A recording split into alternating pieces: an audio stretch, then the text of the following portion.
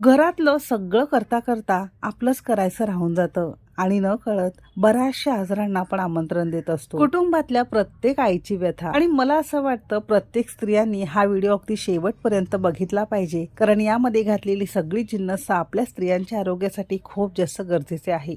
थोडी थोडी प्रमाणात का होईना पण प्रत्येक दिवशी हे सगळी जिन्नस आपल्या पोटात जातात।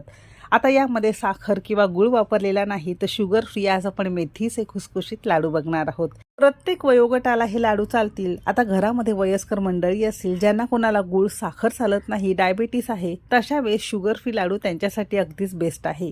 तर रेसिपी नेहमीप्रमाणे भरपूर टिप्ससह तुमच्यासोबत मी शेअर केलेली आहे, म्हणून ती अगदी शेवटपर्यंत नक्की बघा। रेसिपीला सुरुवात करूया।